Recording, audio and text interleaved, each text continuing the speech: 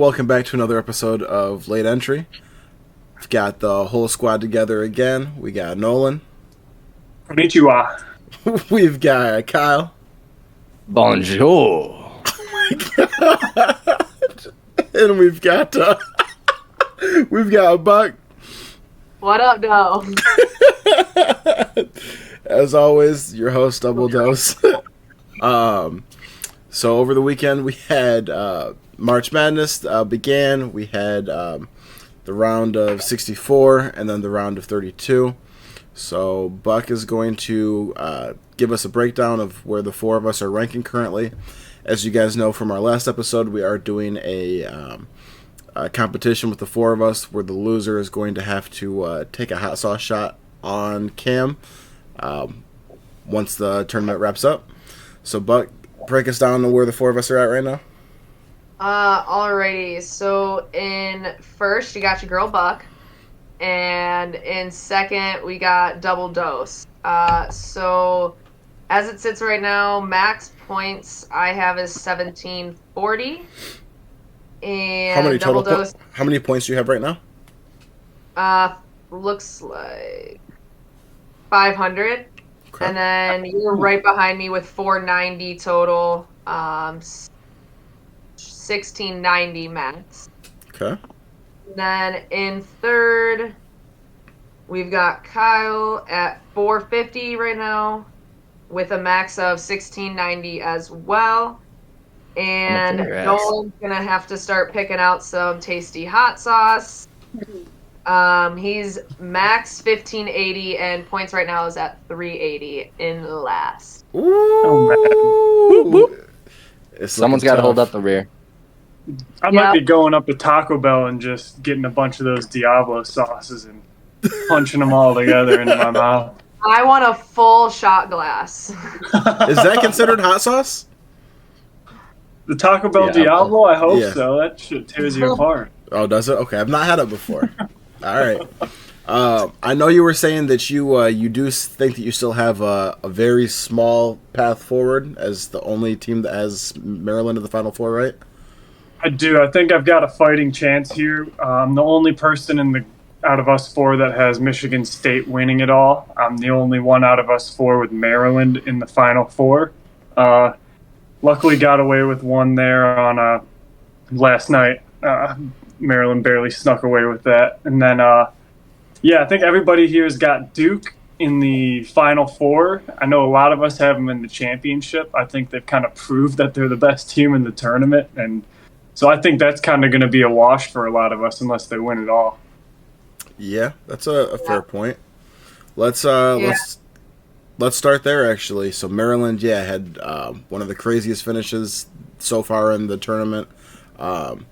With I think about 4 seconds left. Who was it? Colorado State, right? Hits a three to go ahead, and then we get a buzzer beater out of Maryland to end the game, which I think is the first buzzer beater of the tournament, true buzzer beater. Yeah, it had been. Broke my parlay and my dark horse all in one 4-second drive to the hoop. At least your dark feel horse. that. At least your dark horse fucking made it out of the fucking round of 64, dog. I had High Point in the fucking Elite Eight, and they didn't even make it one game. I looked at that yesterday. And I was like, who the fuck? That was a choice. Who does he think he is? I was just thinking that I was trying to be a little different. Yeah. Your Really Skip going Bayless against was showing, dude. You said my what? Your Skip Bayless was showing. Hey, don't do me like that. No, that was my last dark horse. I had 3 dark horses in this tournament, and that was my last one. And that RIP. I thought they could ride high after that conference championship and take it into the tournament. Those boys were super hype on social media, and I was buying in. So that was my sole reason for getting them to the Sweet 16, and they almost did it. But that's fair. RIP. Speaking of dark horses and Cinderellas, Arkansas continues theirs. Number 10, Arkansas upset number 2, St. John's. Coach Calipari winds up getting over on Rick Pitino. That was another really good game.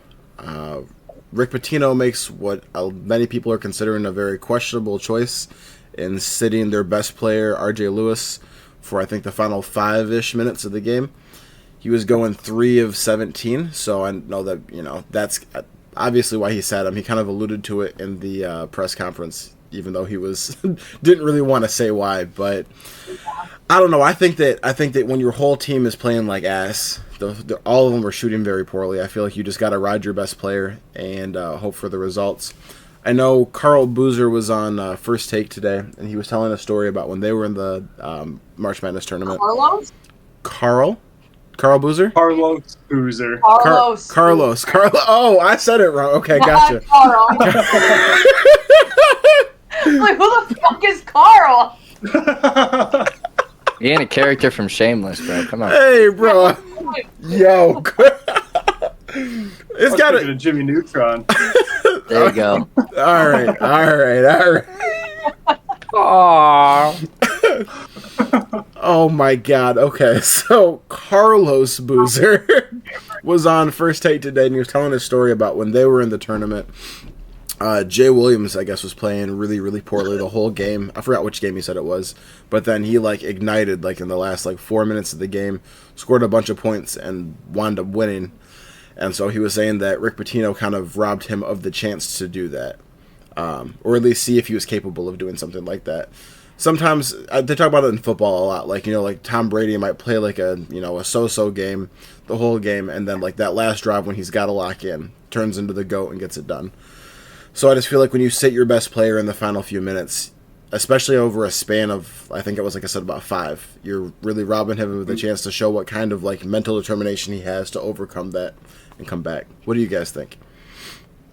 I don't entirely agree with you there. I think that Pitino is a high-level college basketball coach like this for a reason. I think he saw how bad his game was. And like you pointed out, the whole team was playing bad. It could have been all because of what Pitino saw in him forcing other players into turnovers or shots or just bad passes or other things like that. So I would stand behind the head coach here in this situation. You don't always have to rely on your number one ball handler to be the person, putting together the game like that. And, it didn't work out here. Obviously, they lost by 9 points, but sometimes you got to try something different, throw that Hail Mary. Yeah, I agree. I think, having a coach like him makes me lean a little bit more towards Nolan's point of view. If it were this was his first, few years in the college coaching, his career, okay, maybe it would be a little bit more questionable. But I think either you saw something in the effort or in just how the cards were dealt in his play for that day, and that's why you sat him. And I don't think there's a coach out there that, especially one in this type of tournament, that's, they're putting the best 5 players out there that are going to give them the best chance. And clearly Rick Pitino felt like he put the best 5 players out there. I know in his presser he said he played 30 minutes. That's a long time. And the reporter was like, he was tired. And Rick Pitino was like, no, he played 30 minutes. I went with other people. You already know the answer. You're asking leading questions. You already know why he didn't play. And then they clarified his answer on Luis when he was asked again about his star player. He was 3 for 17. He was 0 for 3 from the 3-point range. So you're answering your own question. So, I mean, I agree, Spence. If you're talking professional sports, you're talking NFL, you're talking the NBA, and you're talking an all-star type player, you're Tom Brady's, that kind of thing. I absolutely agree. You have to let them, go out and ball. I think there are games that,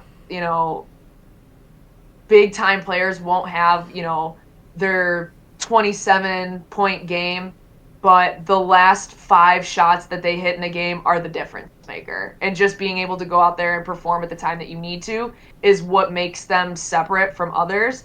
I just don't know that you can put that on a college kid. I mean, yes, if you do have that opportunity as a college kid, obviously you have to do everything you can to take that opportunity. And I guess you could say, like, from Carlos Boozer's standpoint, like, Rick Pitino robbed him of that opportunity. But, like, what did R.J. Lewis do either on the bench when he got sat or in the game or in practice that made Rick Pitino think maybe after 30 minutes he's not going to be able to perform at the level that he's normally performing at? I'm just speculating here, but I don't know. I just think, like, when you have a younger team and a storied head coach, I'd kind of lead a little bit more towards the head coach. But Carlos Boozer has a point. You have a star player. You got to go out there. You got to let him go out there and play.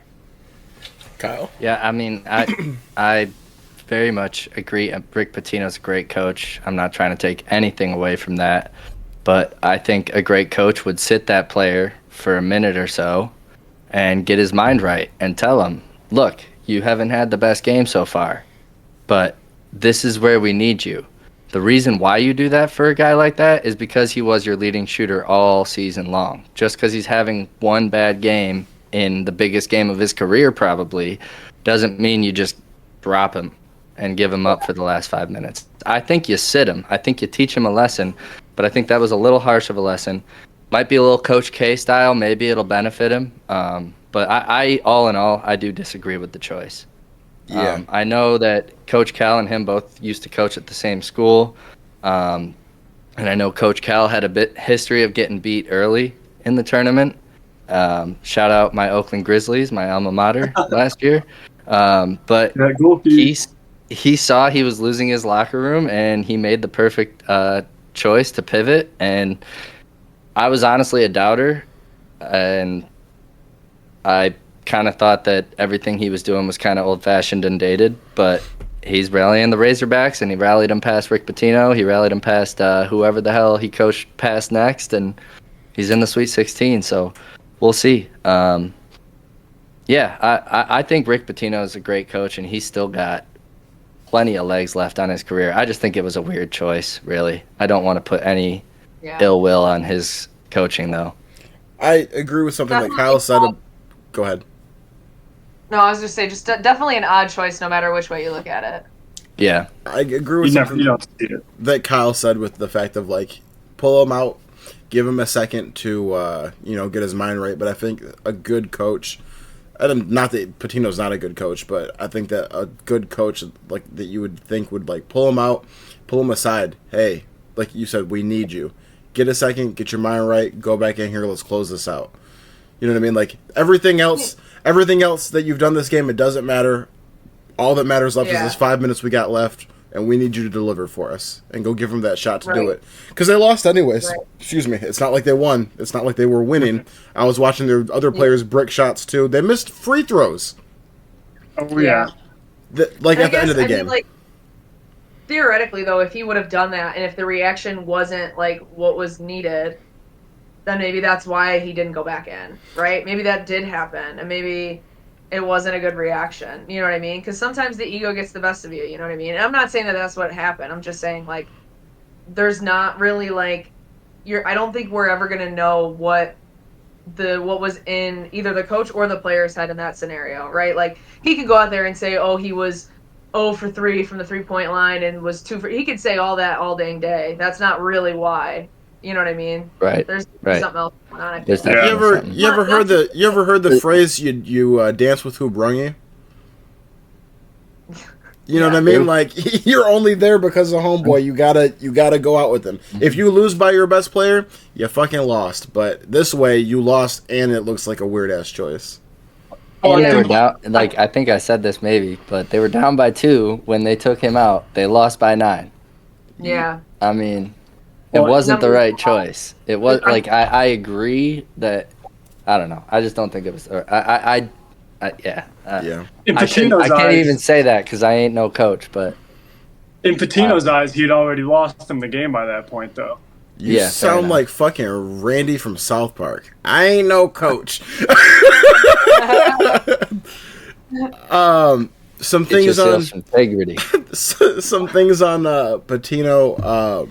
One, he's called the the godfather of college basketball, and it's funny. He definitely looks like a godfather. He looks like a fucking vampire, bro. He's on the fucking sideline. He's so composed. He's just got his hands behind his back, walking up and down the sideline. My man looked like a straight vampire. He also looks like. Do you know who? Rest in peace, Richard Lewis is? The comedian? Mm-hmm. Does anyone? I feel like he looked just like him. Another vampire. I can see the two of them hanging out. Kind of like if he was cloned with a lemur a little bit because his eyes are a little bulgy. Like, So speaking of Pitino, I don't know if anyone else knew. I found out last night watching the, I think it was New Mexico Lobos against Michigan State. Rick Pitino's son Richard is the coach of that team.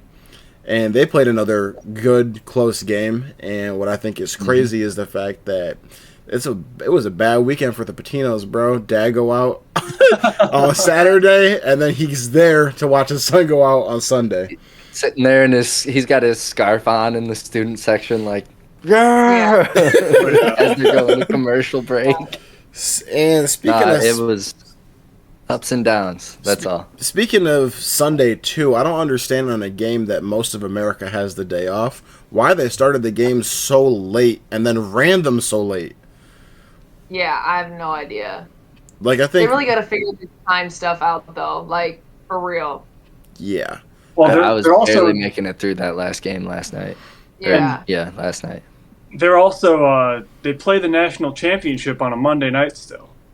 Yeah, which I don't understand the choices that are made. Like, and like that goes for like across almost all sports broadcasting, like on the national level. It is all out of whack and unnecessary. Like the fact that we start the Super Bowl at like 6 or 7 o'clock. Like, why are we doing this? Everybody who is... Well, it's only one game. It's to give people that work a chance to get home for it. Most jobs close early. If you work on a Sunday, most jobs close early on a Sunday. Right, but still, like all the fanatics and all of that, you know what I mean, kind of thing. Start that earlier. If you were to play Super Bowl Sunday at noon, your viewing would drop humongously. Oh no, I'm not saying like noon. I'm saying like 4. I think it's because most places, like most retail places, if you work like a Sunday, I think most of those usually close around 6. That's the only defense I have for that. Same with like college championship, they do that on a Monday night because Sunday is for like NFL. Also, we're kind of being East Coast supremacists on this one. We're only thinking of the Eastern time zone. Right. Honestly, that's a great point. We're also basing it off of like what TV networks have. Daytime TV was trash TV our whole lives. It still is. You know, that's the model. Anything before like 6 p.m., it's not literal trash. I shouldn't say that, but it's labeled as like, oh, it's the soap operas, it's the the Jerry Springer reruns that are censored, and yeah, it's all that crap, you know. And so I think something that even our generation and maybe even Gen Alpha will change is. Maybe you make it a little more convenient for our sleep schedules, you know? like, maybe, like who the hell knows what's going to happen with it? It might change. I wouldn't doubt it. Yeah. I think Nolan's got a really good point, though, about the East Coast thing, because, 6 Eastern? Isn't that like 2 p.m. in Cali? 3. 3. Okay, still. So, yeah. I mean, that's a good point. If you move that up any earlier, you're going to be watching the Super Bowl at fucking like 11:30 a.m. Yeah. You could start it at 6 o'clock on a Saturday. Nobody would be complaining. No, 100%. Yeah, if you made it still part of the weekend, I think you're right. That's on a Saturday. And they get 2 weeks. They get 2 weeks regardless. You know. Yeah. There's our hot take of the week. I hate Super Bowl Saturday. I hate that. I hate that so much. Make it convenient for millennials and Gen Zers. Come on. Yeah. Be tired. Yeah, we're tired. East Coast is all that we matters. We had to grow up with the boomers parenting us. We're tired as hell. Like, I love that, like, sports franchises, like, especially if a game, like, I remember back in 2016 when the Cubs were in the series and that Game 7 went to, like, it was, like, 2 in the morning here, I'm pretty sure. And it was, like, the 10th inning, and I'm, like, I'm wide awake. Like, I'm wired watching this game. But everybody who I was watching it with, is basically fallen asleep at this point. Like, and the Cubs like organization, like the like Twitter accounts, Facebook, whatever, like sent out like these like little fake passes, like, sorry, insert boss's name here. I am late today because I was up watching the World Series. Like, I think that stuff is so funny, but at the same time, it's like, man, I'm tired. Like, I'm not functional at work. Like, I show up and there's a cup of coffee in my hand at every second of every hour of that day. It sucks. I think that there's some of those things are such big cultural icons, though, that I feel like your job understands to an extent, especially the Super Bowl. Yeah, I mean, this national championship here, it's a 9 p.m. start on a frickin' Monday. Like, come on, guys. Yeah. That's a little ridiculous. Like, 7 o'clock is what, 4? Yeah, so on a Monday?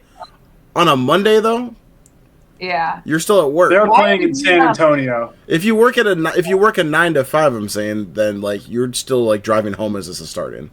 Right. Like, why are we even doing it on a Monday, though? Because I'll say, though, there's been some games, like Saturday games when I got to work.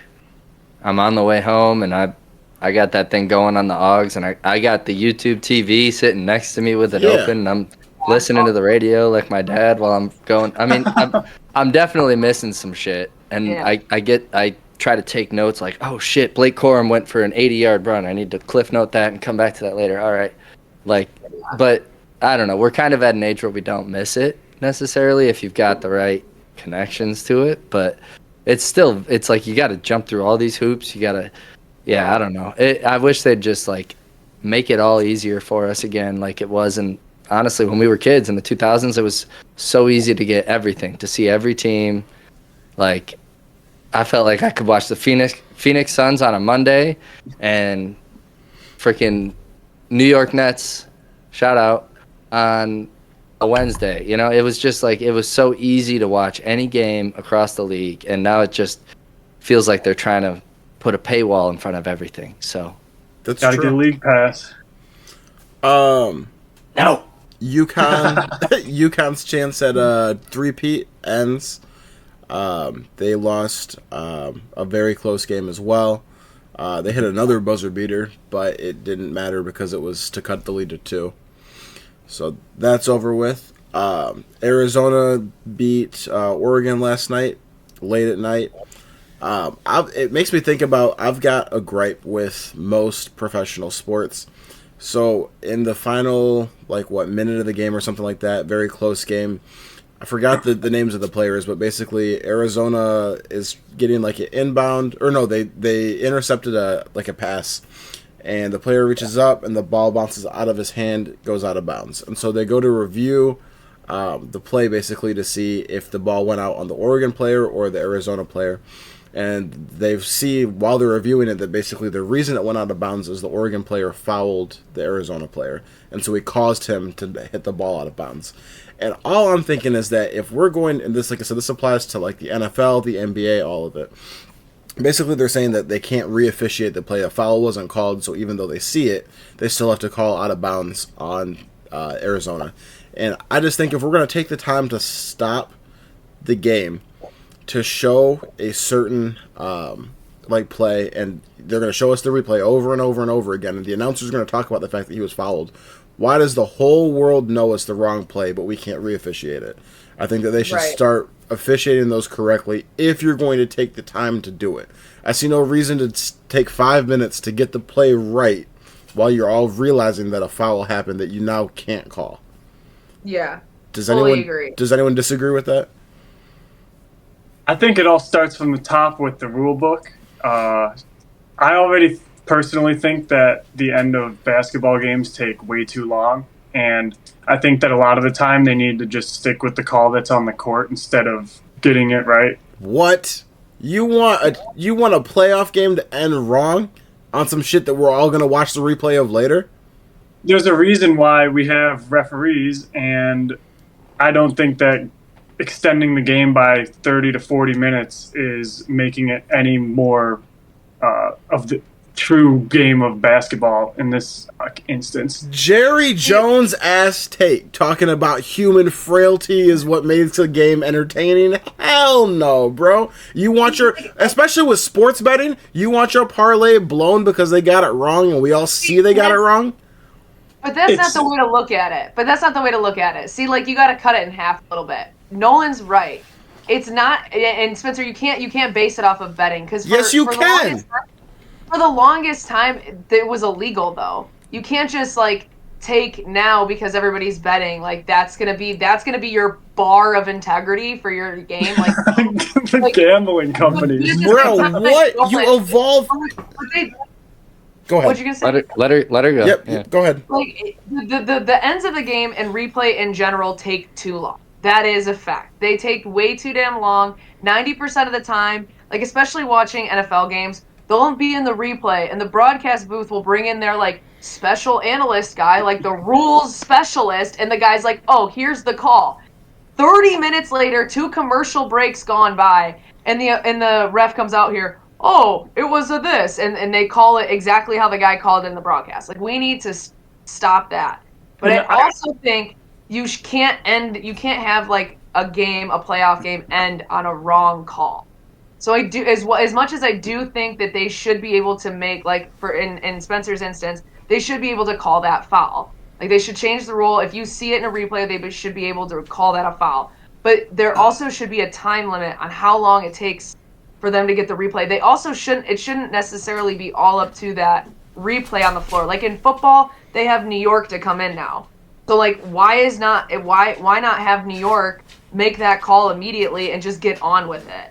Yeah, we have the technology to make that call way faster. I think it's complete bullshit that they get unlimited timeouts for all these reviews and stuff. You just get to draw up new plays, get new players in and out. I think it's just really bad for the game.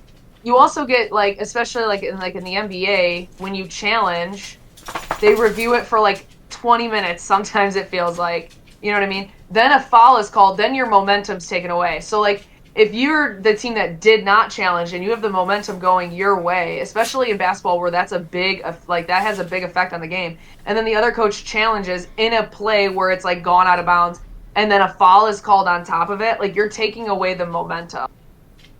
I'm not saying that's inherently like the way, like I don't think we should just not do a replay because of that. I'm just saying that it needs to be faster. So I guess I can cut the middle and then probably take it to left field here. I think you guys are all right in a sense. Like no one wants to see a game that's going on for 45 minutes of reviews followed by a timeout, like killing your team's momentum. No one wants to see like 3 different commercial breaks across a ref in a football game staring like, or well, I guess nowadays it's looking at an iPad, talking through a headset, not going under a little tarp like he used to. But I think that I know I missed that, right? It was a fun little aesthetic to it. It was like, oh, they're going in a photo booth. It's like the refs are going to take a couple selfies real quick. But I think it's only a matter of time until it's a matter of when, not if, that we go to completely computer generated officiating. I think the NFL is actually the only thing holding this up for the most part at this point, because the NFL is so hung up on, if you go to computers, they're going to call a holding play on every play, and they're going to call, any little finger that gets over the line. Like there's just so many things that a computer is going to register. But I think if you calibrate it to the things that the NFL wants or whatever, I don't know. I think we're gonna hit a point where it comes down to all computers in real time, and there's no ifs, ands, or buts about it. And I think robots playing out there. Yeah, that's where sports go to die. Like legitimately. Probably. I legitimately think because especially like in basketball and football, where you can have like kind of ticky-tacky plays not be called in a certain game, wherein is in another game they will be called, and you could make the argument. Like a lot of people make the argument this past season about the Chiefs getting a lot of calls going their way. And if you're playing the Chiefs, you don't get a lot of calls going your way. Like, you get that, but there's also the other part of it, and the more likely to happen, and I think what happens more often than not is, like, in a game, just pick any two teams that are really not the Chiefs, and, this, what probably would be, contact after 5 yards, they let it fly because it's, like, on yard 7. You know what I mean? Like, they let it go for a few more yards, and then if it hits, like, 10 yards, they're like, okay, we're going to call the foul. Or we're going to throw the flag. And, like, in basketball, they won't call, like, a lot of the, they don't call carries anymore almost at all.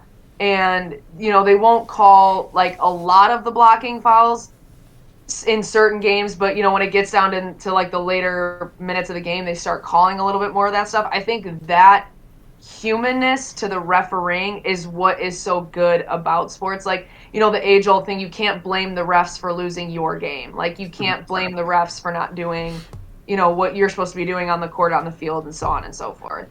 And it's honestly more fun to go to Twitter, see the replay where they got it wrong, and bitch about it. And then it's like, yeah, well, they missed the next shot, and they did this. I don't know about more fun when, like, your team lost an NFC championship, shut out New Orleans versus the Rams in 2016, but, like, when shit like that happens, it's a little, you go to Twitter and you're a little more mad that the refs got it wrong. But yeah, I get what you're saying. Like, I don't know if for the internet trolls, it's fun. I don't know if I've ever disagreed with all of you guys on everything that you've said more than this fucking topic. Every single one of you said some shit that I'm disgusted with. First of all, I do agree with Buck on the fact that computer reffing is the fucking where sports go to die. I think that the only thing that you can have a computer fucking ref is baseball.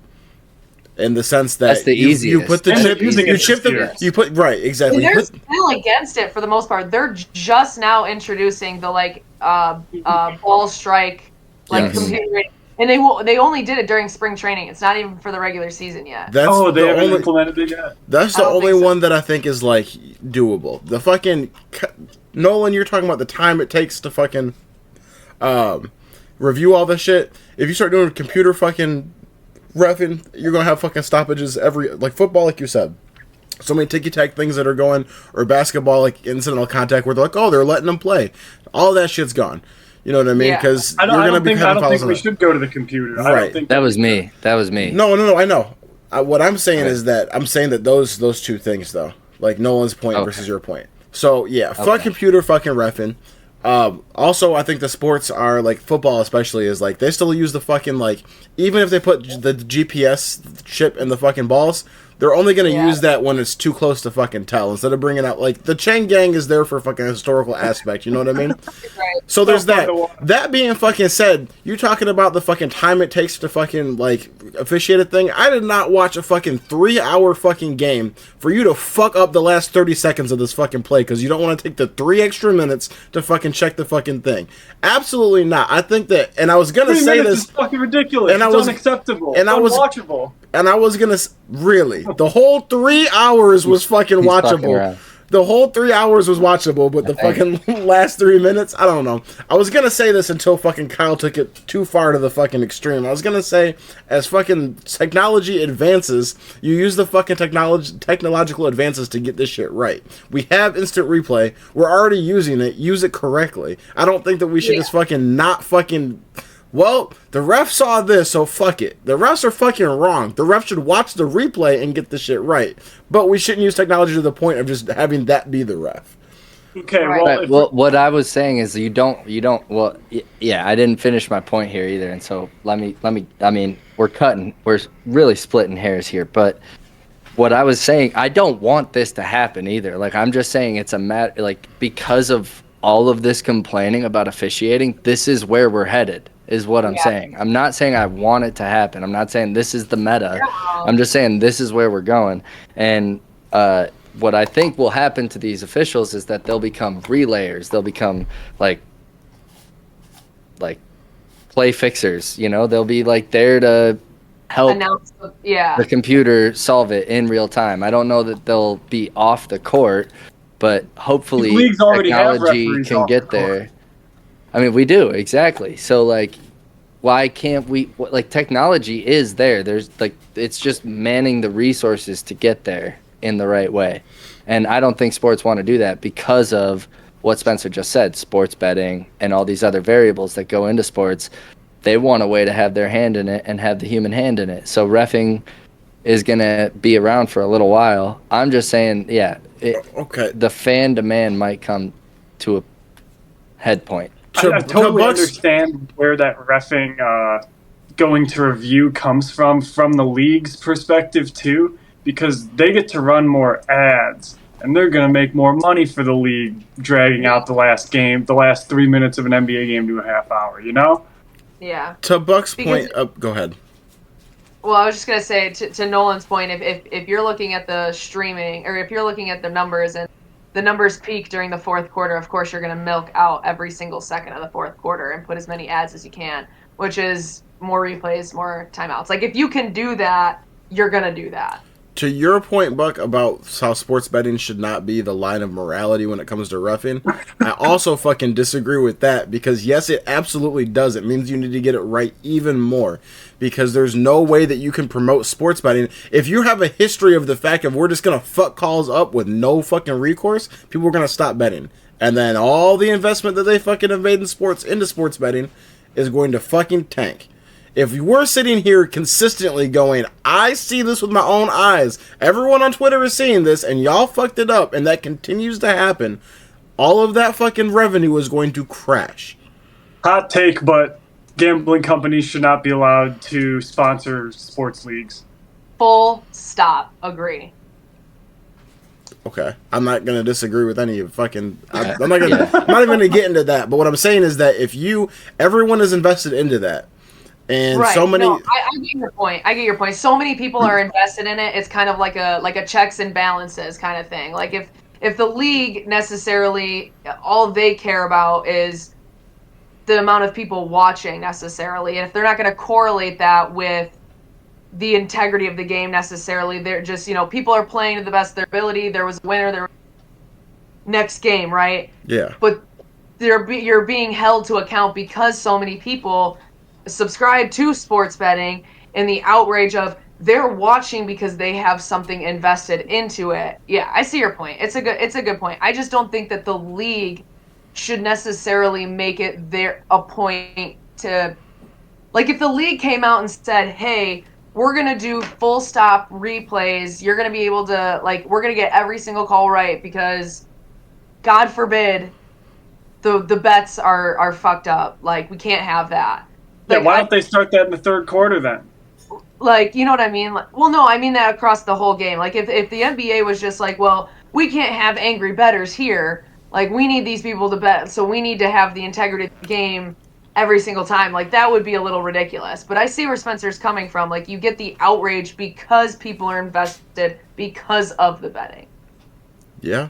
And if they stay on this track and they keep doing these 2-minute reviews every 20 seconds when a tipped ball goes out of bounds, they need to go to COVID rules. 6 feet apart, draw a circle around yourself. You get a technical foul if you walk towards any of your players or coaches. I think it's bullshit how you can gather during that time. All right. I won't disagree with. That seems like I think this debate could go on for a while. It seems like a decent place to leave it. We're going deep. Kyle, your dark horse McNeese has gone out. You wanna give us some thoughts about that? I forgot we were on March Madness still. Yeah. Another one bites the dust. One of many. I've got a 66.8% chance, according to our app that we have our brackets uploaded to, but the run for McNeese State comes to an end, unfortunately. I was wrong about my take last week about them getting to the Sweet 16 and potentially even further. It's the classic tale. A good coach brings relevance to a small D1 school, and he leaves for a new payday. Will Wade has become the new head coach of NC State. So don't be surprised if you see some transfers from McNeese to NC State in this offseason. However, that being said, the possible coaching hires for McNeese going forward included none other than Bob Huggins, twice twice DUI holder. Head coach from Is he a Georgia Cincinnati. football player? He might have been. They all have one of those at least, right?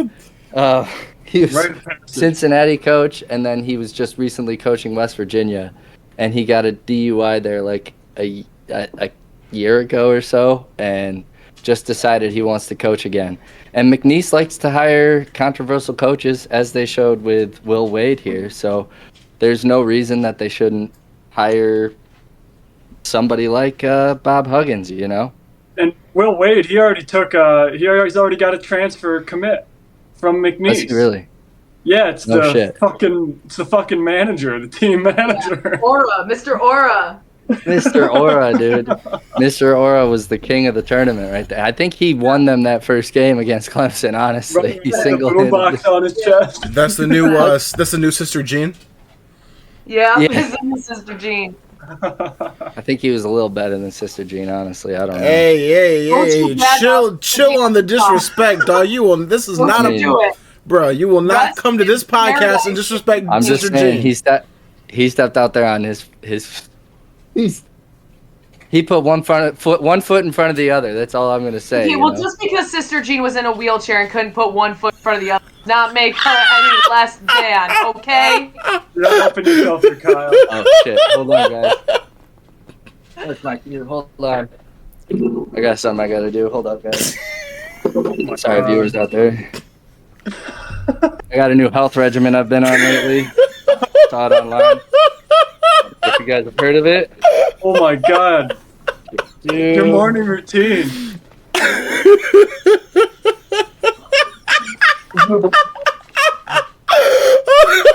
Alright, I'll be right back with you guys. Hold on, just one sec. Oh my god, what kind of fruit is he gonna pull out here? That's how we get it out there. Open the portal. Oh my god.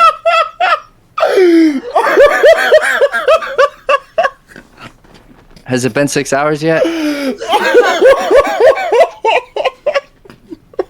Let's get that up to 10,000. You gotta get that up to 10,000. You gotta get them 7-Ups up to 10,000. Oh my god. Dude. That actually did feel kind of nice. It was oddly refreshing. That was oddly refreshing. I could not believe you just did that. Anyway, we were talking about McNeese. Yeah, R.I.P., I guess. Oh my god. So we gonna... So this brings us to the trend of... oh my god. To the crazy-ass morning routines that have been going viral. Oh my god, dude. Those have been crazy. There was the initial one that went viral, and then a bunch of copycatters. I have fucking two thoughts. It's been pointed out a lot, but my man's, when he dove into the fucking water, his timestamp showed that he was in the air for 4 fucking minutes. This man turned into fucking Superman, and all I can say is if you can jump for 4 fucking minutes, maybe I should start fucking dunking my face and rubbing bananas on it too. Number 2. I'll go to LA Fitness tomorrow and let you know. Number 2. Why on earth... I get he just being bougie as hell, but why are you dunking your face in sparkling water? I cannot imagine that is... A good feeling. No. No, not at all. You guys have any thoughts on this? No, that wasn't Real Sprite or 7-Up, for anybody wondering, because I was worried about burning my freaking eyes out. I don't know how that guy does any carbonation in that shit. Oh my god. It's got to be 100% for the gimmick.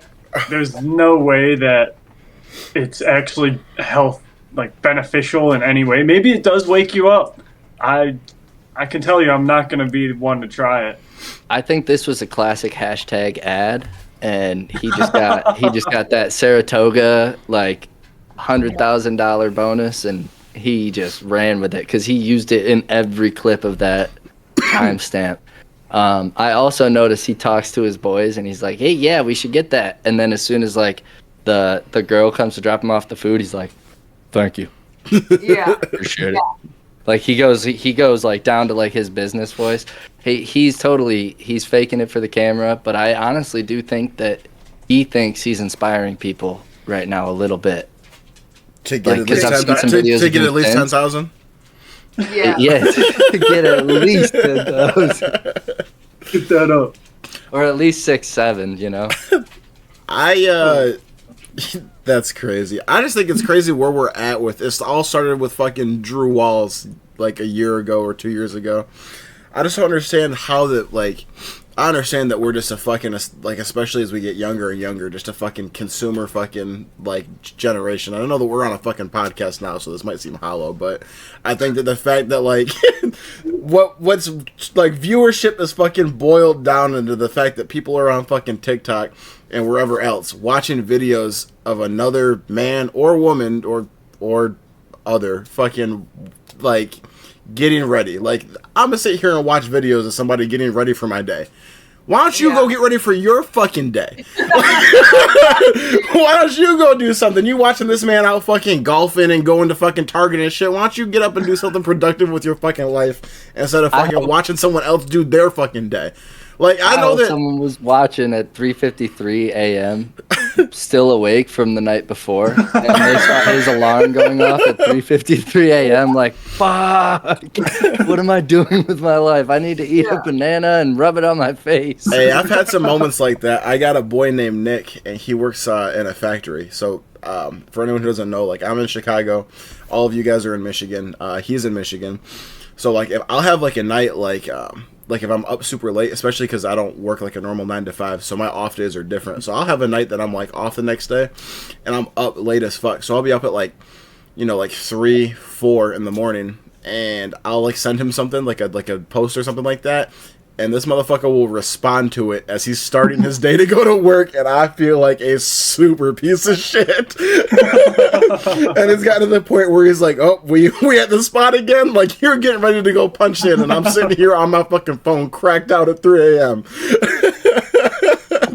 And it does make me feel like shit. I've been on both sides, bro. It's all good. But all good. I know that, yeah, dude, the other fucking day I sent you a message and you were just waking up. It was a few days ago. Yeah, yeah.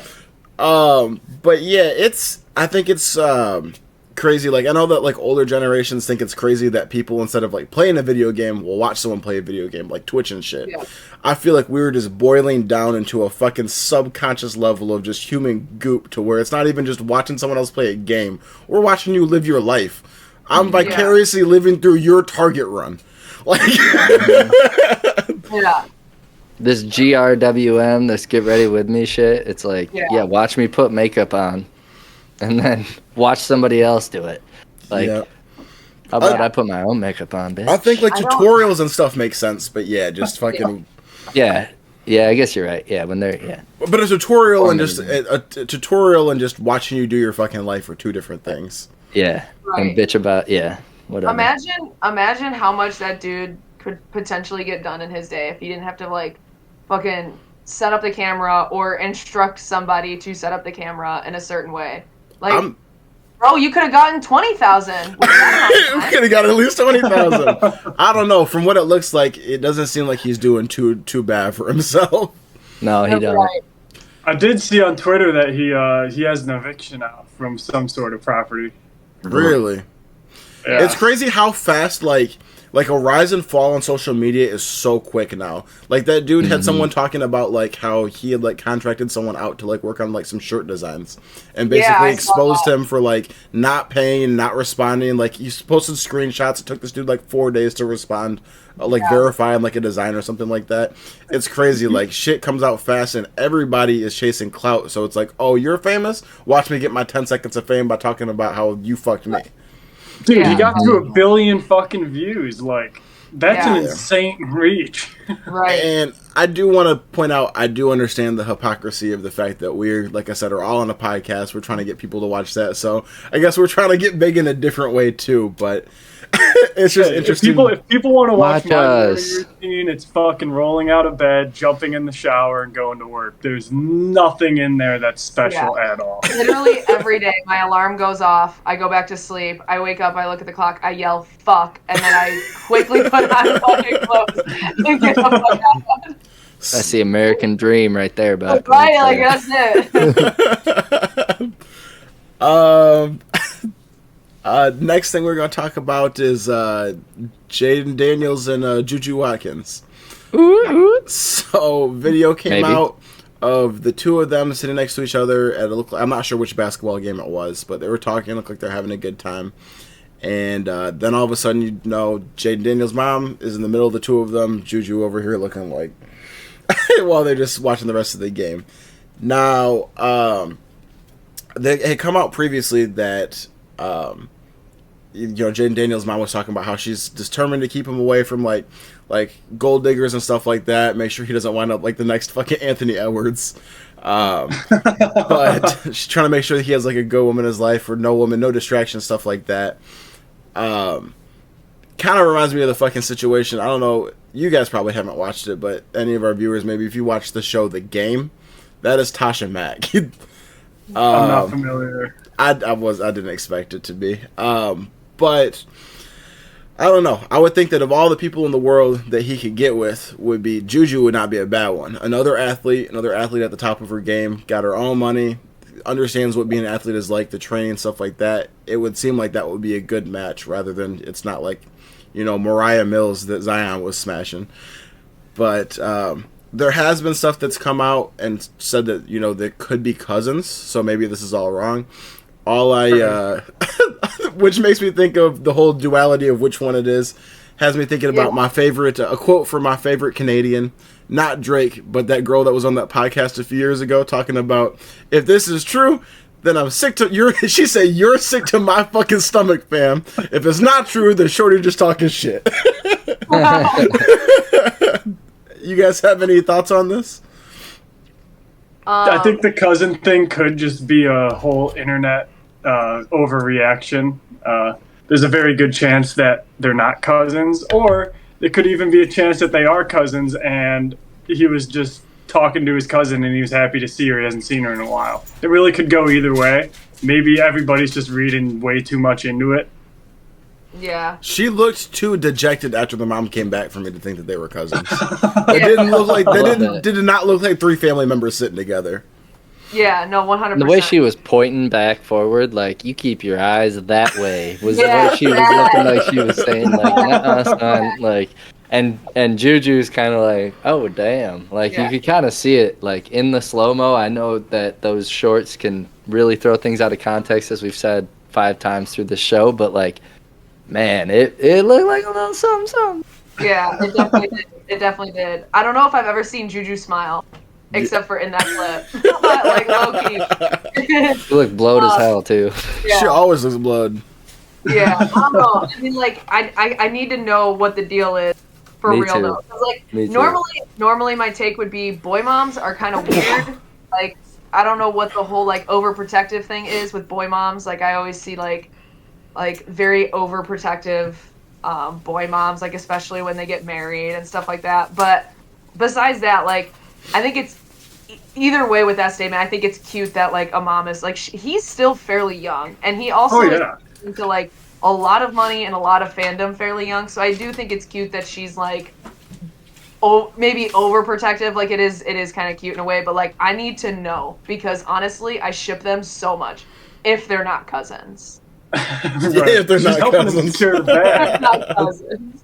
Got to throw that caveat in there for sure. Just throwing that in there for our southern friends.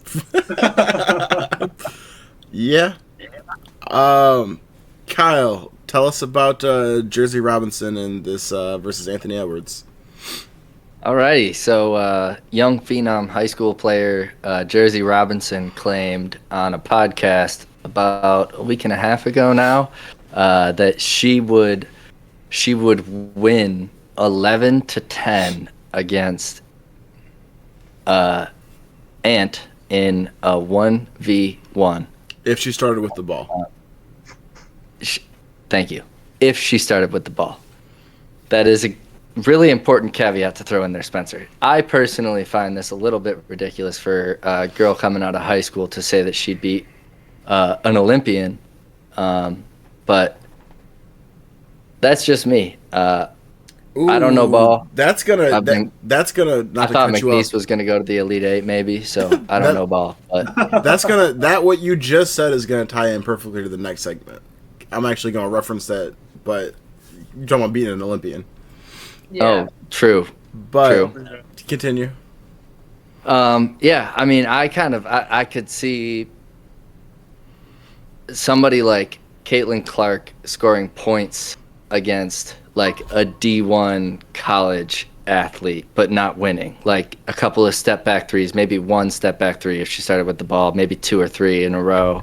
But as soon as they had to play defense, I think they're cooked by any male athlete just by genetics, you know? So yeah, that's where I stood. I was trying to see like what line can I make it, like Nate Robertson, Earl Boykins, Mac McClung. Like, where do I draw this line? Like, Mac McClung versus Caitlin Clark sounds fun on paper, but where does that go? Is he just going to go and dunk on her, like drive the hole and try to dunk on her every time? Like, so yeah, I guess I open the floor even to Buck, who's somebody who knows WNBA a little more than I do, and the levels that everybody's at and how equal they are. Like, how realistic is this?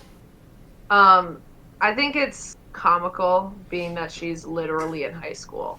Yeah, she's 17. It may be 18 now at the recording, but Does anybody know how tall Anthony Edwards is? Off there? 6'3" or 6'5". 2'6", yeah. She's 6'1". Okay. Anthony Edwards? No. Oh, she is. Jersey's 6'1". Okay. So, like, yeah, she's taller, but, like, to put that in perspective, Caitlin Clark is also is 6 foot. So, like, I hate this. I hate this one so much. I hate when people compare, oh, this really good female basketball player can beat insert male player here. I hate the argument. Number one, I think it's this in this particular situation, it's stupid. You're a high school player, he's an Olympian. Like, get off your high horse. Like, you might be the best top recruit in your class. There's nobody's taking that away from you except for you, theoretically, you know what I mean? But, like, to say that, I feel like is outlandish. I think Anthony Edwards answered it right. Like, a reporter asked him about it, and he kind of sat and he, like, took a deep breath and, like, thought, kind of like, who? Oh, well, yeah, I'd let her win. And, like, I feel like that's the best answer you could possibly have in this day and age. But I just don't like the argument. Am I to say that there is not a matchup where I think that a woman would beat, like, a potentially, like, NBA player or D1 men's player? Like, I think there are matchups where it would be a decent competition. But to just outright say that somebody who is in high school, who has not played on a D1 team, who has not played in the WNBA, is gonna beat 11-10 an Olympian, there's just no way. There's just no way in hell. Like, and I don't even think the physicality would be much of a, like, obviously that's a big difference between the two, but I don't think that that's what kill. I mean, literally just skill and being around the league. Like, you don't know how much, like, your rookie year, both in the WNBA and college basketball, does for you until you get there. Like, yeah, you could be the best player at Sierra, which is probably one of the best, schools you could go to for basketball, but that doesn't mean that you're going to be the best player on your basketball team when you go to college. And you might pick a college based on the fact that you will be the best player at that college, but that's not elevating your game. And then when you go and get drafted in the WNBA, you are absolutely not going to be the best player on that team, most likely. So, like, and like even in Caitlin Clark's position, like, she was the best guard on her team her rookie year, but I don't think she was the best player on that team. You know what I mean? And you can make the argument, every which way, but positions matter. Like, guard, guard, a forward is a forward, and I think it means a little bit more in women's basketball than it does in men's basketball, because almost everybody in men's basketball is over 6'2", 6'3". Like, you have very few people that are 6 foot, 5'10", 5'11". You have very few, and if they are, they're shooters, they're wing players, they're point guards, they're not power forwards. But you could absolutely have a 5'10" girl be a power. in women's basketball. So I think like just, you know, the physicality is one thing, but I think more or less it's a little bit of a different game. Like the talent levels it's different levels. And I just think when somebody, especially somebody out of high school, like a woman comes out there and says, oh, I could beat insert men's player here. Like, you're just trying to gather clicks. Like, you're just trying to put your face out there and gather clicks. Because there's absolutely no way on this earth that I think that would happen. Yeah, and I'll even go ahead and take what she said about beating Anthony Edwards a step farther. I don't believe that she could beat the top 500 freshman class 3 years younger than her. Men's? Yeah. Guys in high school. The top 500 freshmen in the country. Yeah, I probably would agree with that. I mean, like, and here's a good point. Like when I was playing basketball, we always, like, our varsity team would always scrimmage like the freshman or sophomore men's team, and that was like they, like, depending on the year, they were like either at our level or a little bit above. But the biggest thing and the biggest difference was like, there were some dudes that hadn't hit puberty yet, so they were like our height, and there were some dudes that had. So there were like that kind of like difference. But when you're on varsity men's basketball team in high school, like most of those dudes hit puberty and they are all like very fucking tall. Like I'm 5'6", 5'7". So like if I'm like if we were playing, you know, if I was in high school and playing varsity against the freshmen, there was a dude that was like 6'2". I'm 5'7". I'm gonna go because I'm the forward on my team because all the rest of the girls are short, you know what I mean? And I'm going to go up against the 6'1" dude. Like, it's just not applicable. Like, I just don't think it's a real world, like, scenario. Comparison. Yeah, it's not a good comparison. Like, if you were to sit there and say, like, 3-point contest or something like that where you could actually, like, have a measurable contest, I think that's a different story. I'm honestly glad I asked it because I was trying to run through in my head, like, where does a fair matchup happen? And it's just kind of like so different that it's like you can't really make one, you know? I've been the contrarian all night, and I'm going to continue to be so. Not even just for the sake of being a contrarian, just what I believe. Disagree with you guys again. So I think that I don't disagree with the realistic outcome, right? What I disagree with is the mentality. In order for you to make it to be a professional, and I've heard other athletes talk about this before, you have to be delusional. You have to believe in yourself to a delusional amount. When you're talking about making it to a roster on anything, the NBA, the NFL, the whatever, there's so many spots, you know what I mean? There's not that many per position, per sport, per whatever. And so you need to believe in yourself above everything else. I think that is a competition. Huh? But it's not like Anthony Edwards is her competition. It'd be one thing if she went out there and said, I could be Caitlin Clark, I could be Aja, I could be all of these girls that are at the pinnacle of their game in the WNBA. She picked somebody that is not even near competition. It's literally a different league. But I want my athletes to think like that. The whole idea is LeBron to be the best skier in the fucking planet. I want LeBron to be the best fucking shot putter on this planet. You think that every athlete doesn't think that they could? I'm not saying that. I'm just saying, like, but that's the whole point. The whole point to me is the fact that I want you to fucking think like that. I want you to fucking see the competition and see fucking food. I don't want you to think like, oh, he's better than me. He's whatever. Like, fuck no. Like, yeah, I'll kill him. And she wasn't disrespectful with it. She said, if I got the ball, I would win by 1 point. It's not like she was like, oh, I'd go and wipe the floor. No, what I'm saying, she's not like she was like, oh, I'd wipe the floor and I'll win 10. Oh, she's just saying, like, you as an athlete, you always want you to fucking think that you could fucking pull this shit off. You know what I mean? Like, you don't look at the odds and go, oh, I can't do this, because you won't. It's the whole idea of you shoot for the moon and maybe you'll land in the clouds or the stars or whatever the fucking saying is. You know what I mean? Right. You want them to think that. And we talked about this, the three of us did off air last week. The idea of like a cornerback, right? Like if you get a fucking college corner coming out and you're like at like they're like the combine, right? And you're doing the interviews. You know, you ask them like, all right, if you and Megatron went 1v1, like who will win? Obviously, Megatron's probably going to fucking dust these fucking corners, but you still want that corner to be like, oh, I got this. If you're saying that you can't do it, you're probably going to knock that person down. You know what I mean? Well, maybe he doesn't have the intangibles to be a winner. I want you thinking that, because the only way you're getting to the league to be the top 0.1% of people is by believing in yourself and having the game to back it up. But I want you to believe that you can do it. I don't want you to. Anthony Edwards, while we're talking about him, his idol growing up was KD. Last year in the playoffs, they matched up. And Anthony Edwards saw his idol, the dude he aspired to be growing up, and saw food and sent that nigga home.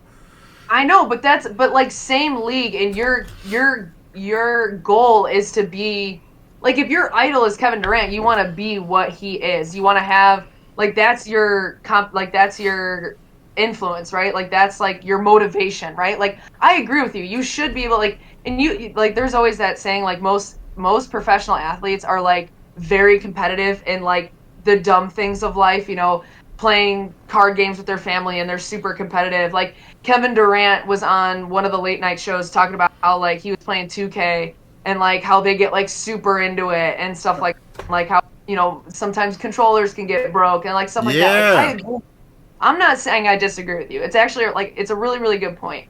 I just think that like it's one thing for a reporter to ask a cornerback who is literally at the combine, at their pro day, at whatever, to be in the draft for a cornerback in the league of the National Football League if he could be one of the best receivers like in the league.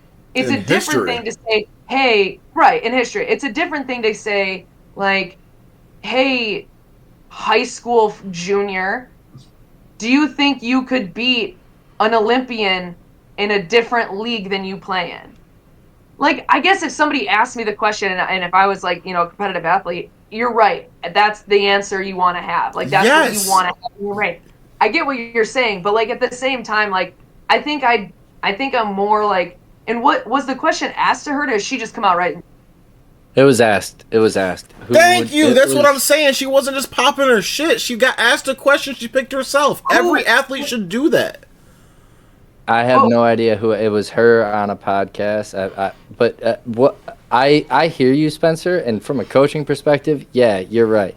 But I can go. I mean, I can look up the exact podcast if you guys want me to get into that. I don't think it's that. I don't think that necessarily. It doesn't matter. But no. My point is like. I guess my point is a better question would be, do you think you can beat Anthony Edwards, somebody that you're never going to have to go up against? And a better question would be like, hey, do you think you would beat Maya Moore? Do you think you could beat, Caitlin Clark one-on-one? Like something that you're already, like you're going into that league. Like that's the goal, right? Like it's like you don't ask like But we're splitting hairs though. You can't control what's the question that's asked you. You control your answer to the question that was asked. Right. As an athlete, you always she could have answered. That's a completely different league. He's an Olympian. I'm just trying to focus on my game now. It's just about the mentality. For the record, sure. I'm not picking her to beat Anthony Edwards. I just want her to have that mentality. If she continues to work on her game and she has that mentality, she might be the next fucking Asia Wilson. Right. No, and I agree. I guess I'm no more speculation. Less contentious with her answer and more contentious with the question that was asked of her. I think that's a bad question to ask. When I was in high school, I was telling Kyle this story before. When I was in high school, when I was a junior, we had too many people at the same weight class in wrestling. So on the Saturday tournaments that didn't count for like stats for like our team, I was in the weight class of 171. I was a pound under. I was weighing in at 170. And since I was the oldest person on the team and had a certain wrestling style where I wasn't shooting on legs as much and I was going upper body, my coach came to me on the first Saturday tournament and said, "You're wrestling at 215 today." So it was 171, 189, 215. And I thought he was joking. I started laughing. He's like, "No, I'm for real." I'm like, "What?" I got fucking smacked my first fucking match, right? Dude is so much bigger than me. I'm giving up 45 pounds. I wound up like thinking about like, all right, how do I work this to my advantage? How do I do this? I got third at that fucking place. I placed at several tournaments that year for that. Now, the realistic thought you're going to be thinking is, yeah, it's the whole reason you have weight classes is to get fair matchups. You're giving up 45 fucking pounds to somebody. I should be getting my ass kicked. that mentality of thinking that I can do this shit was getting me far in that. And so I'm not saying that those are exactly comparable. What I'm saying is that as an athlete, you always have to believe in yourself. You always have to tell people that you talk it and then you back it up. Now, granted, yeah, she would probably get fucking watched by Anthony Edwards. But you don't want your athlete to think like that. And that's my only point.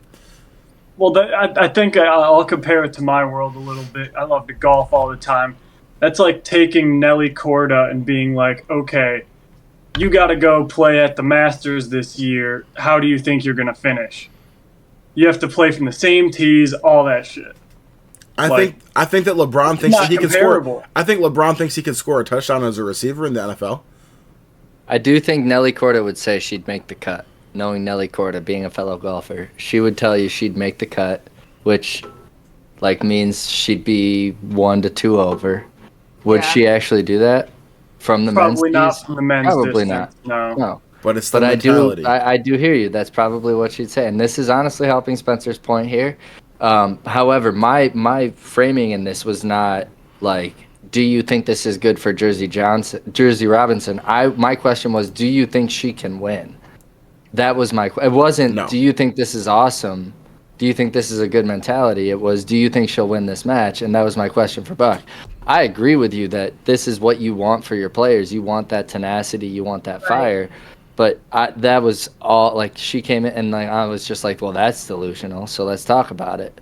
So we're journalists, motherfucker. Buck, do you think that do you think that A'ja Wilson could give any bench player in the NBA buckets? I don't think she could beat them in a game to 11. Not a single one. I do. Could I come up with a player off rip right now? Probably not. Mac McClung. Well, I will come. How about this? I will come up with 10 NBA players currently on a roster that I think a WNBA player could actually beat to a game.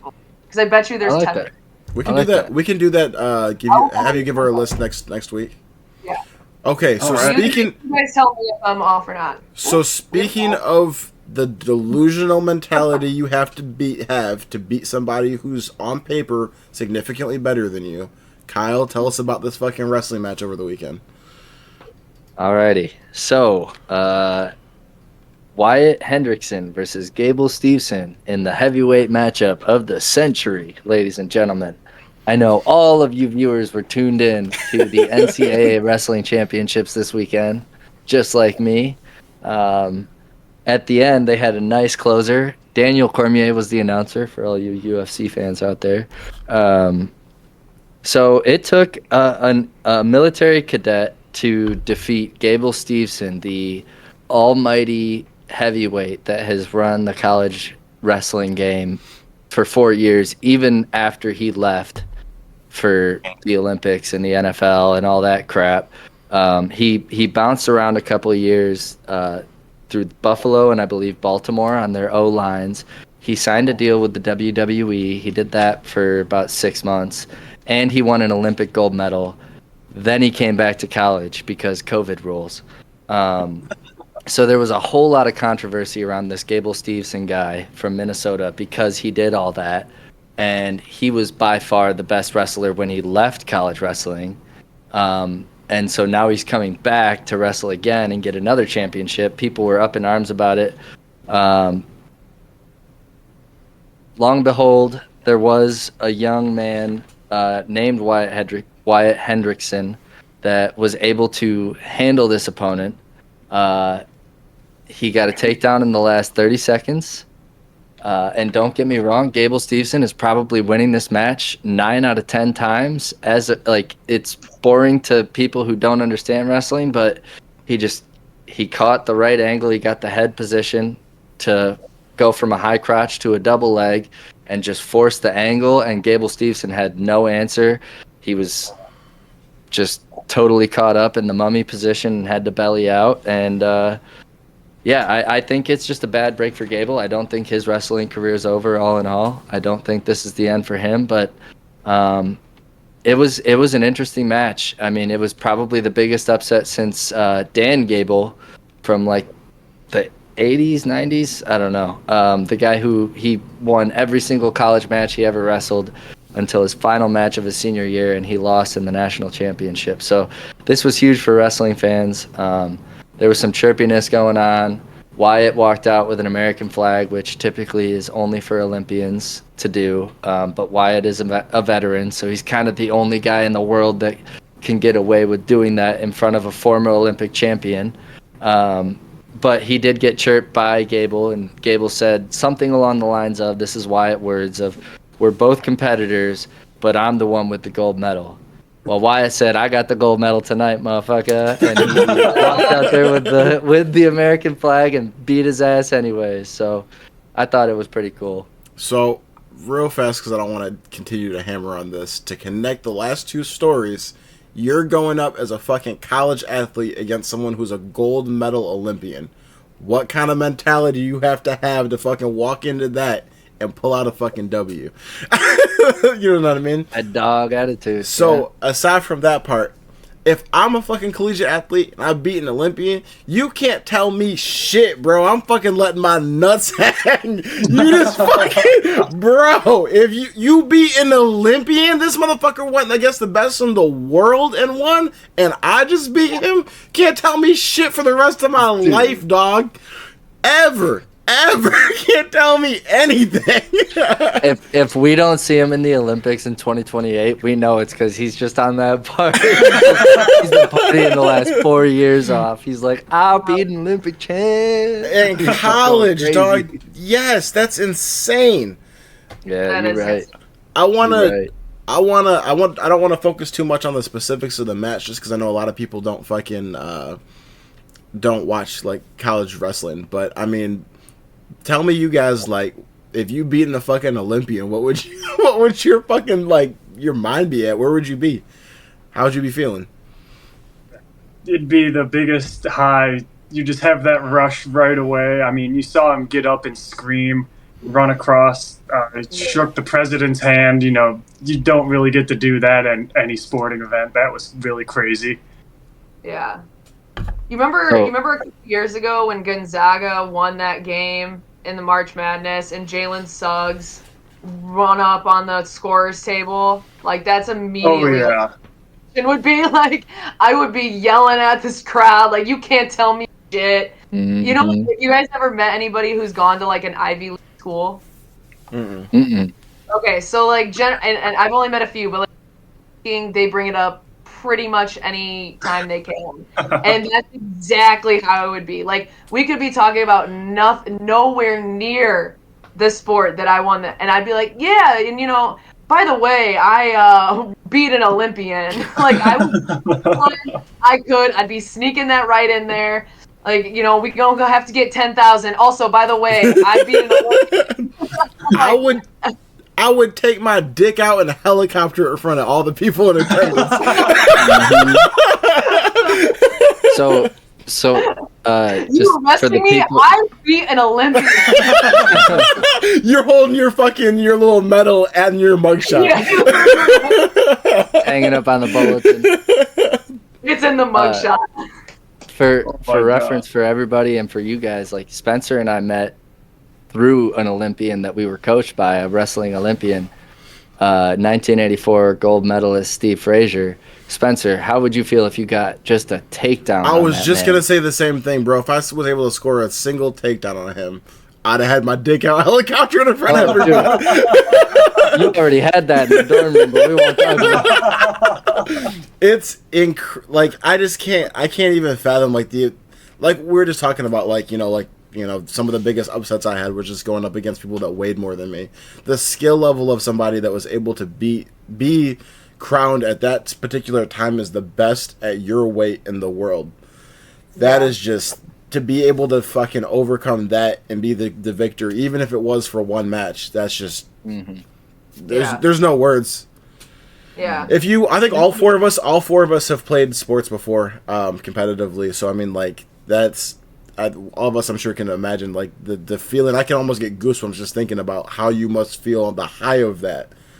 I think we all felt like you can't. I think as former athletes, high school athletes, we felt that when you won a match or a game that you kind of shouldn't have won, but you won it, and like, oh shit, All right, like that's almost a different level of high, and then it's for a national championship against an Olympian. Like it's just that's awesome. I'm proud of that. I'm proud of their coach, former Penn State wrestler David Taylor. He's flipped Oklahoma State's program all the way around. I know I'm going deep in the wrestling lore here, but Yeah.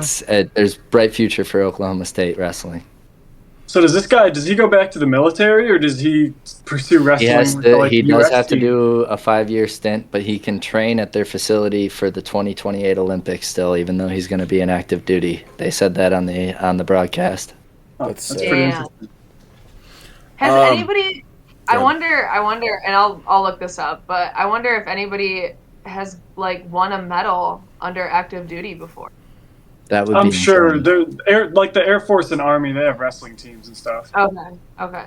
Probably Even- during like not Even like during a world war, I bet maybe. I don't know about during a world war though, but maybe during a war. yeah. I knew there were baseball players in MLB who would play active duty. Yeah. I mean, there was that football Pat Tillman, I think his name was. Yeah. He Well, died in Afghanistan, I think, or something like that. R.I.P. But he played for the Steelers. I can't remember who he played for, but he played in the NFL for quite some time. yeah. And he left to go. Back. Yep. Yeah, he left to like go back. Yeah, go back. Mhm. Texans. Not sure. Final segment for the night. Y'all got some funny posts to share? I got Everybody's faces. I got two. I didn't do my homework. All I got right. two. But Told you So I'm not on that shit, Dad. one of them my mom sent me, okay. and it's from Facebook, but it's a picture of this girl holding, and it says the wine Wait, glass wait. says Holding what? holding a wine glass. Okay. And the wine glass is like painted, and it's like hand painted, and it says the liver is evil and must be punished. Oh my god.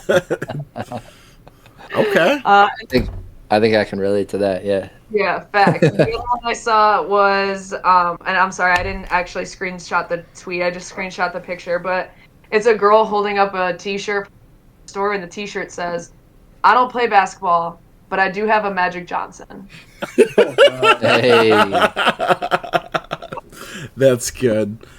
Nolan, Kyle, you said you guys Battery don't have powered. You. any? Oh my Right. god. No, I really don't have anything funny, but a couple good memes from the Severance season finale. Oh yeah. That's the next show that No spoilers. yeah, Lex and I Oh, have I won't spoil anything. Lex hasn't seen Game of Thrones, so she's got I think 2 episodes left and then we're starting Severance next. Nice. Yeah, you'll like it. I got 3 for us tonight. One isn't really like a post, but something I want everyone to check out. One of the things that's been going on this season, which I think is hilarious, is after Thunder wins. I've seen it happen at least twice. I'm not sure if it's happened more. But they've got a sideline reporter, Nick Gallo. He'll come over to interview the players, and they have just been fucking, like, stacking shit on top of him in the middle of the interview. So, like, one of them, every team member put, like, their towel on him, and so he's just getting more and more towels as he's doing this interview. And then last night, or 2 nights ago, one of the two, they had fucking Chet Holmgren is holding the mic while they're putting on like one of their warm-ups over him and then a jersey over him, so they're just dripping Nick Gallo out. So if you haven't seen it before, it's kind of funny to watch, like if you see a clip of it. I've got one from at Slick Mick on Twitter. They should offer a discount if the Uber stank. And then somebody else, no, everyone would be like, let's take the Uber stank, it's cheaper. Have you guys ever fucking been in an Uber that stank? Yeah, oh yeah. Yeah, and it was because of the driver. for sure. Well, yeah. Dog, Lexa Yeah. and I were taking a ride home from one of our friends' houses one time, and it was like a 20-minute ride through like fucking like up the fucking highway, and the fucking driver, I shit you not, was fucking farting the whole fucking ride. Oh no! We were just getting fucking whiffs every few minutes of it, and Lex is in the back fucking texting me about it, bro. I'm trying not to fucking laugh out loud, dude. She's literally like, yeah, he got a shit bad.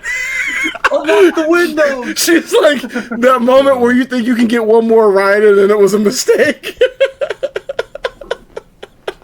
It was Bro, he probably still talks about that to his wife in bed. He's like, God, I still feel so bad for those riders. Bro, we were getting gassed There was out in those the baked back. beans from fucking Taco Bell that got me.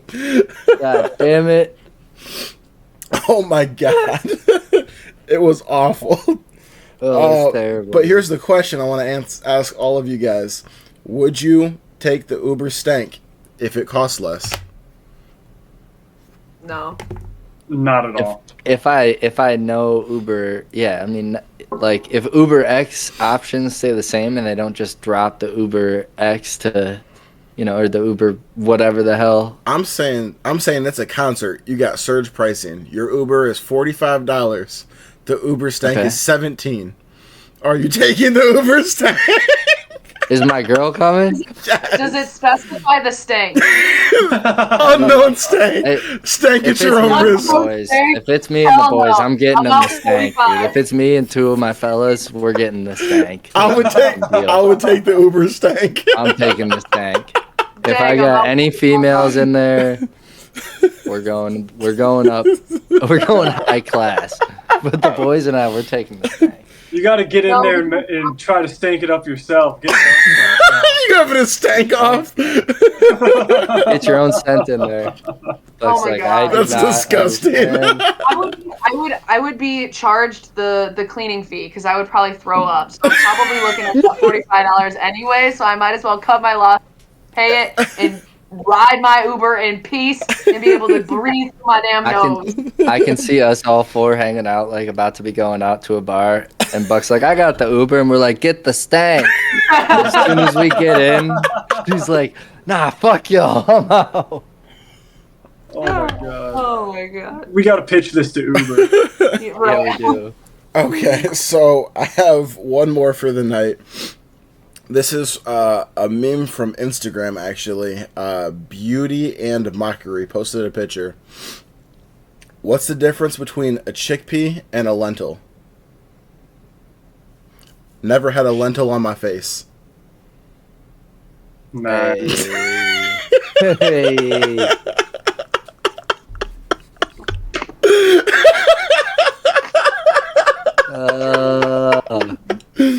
All right. And that's all she wrote. Peace out, though. That's all from us tonight. Please, if you enjoyed the show, please leave us a like, that's subscribe, how we end it right there. give us a comment, and we will catch you guys later this week. Peace. Drop a sub.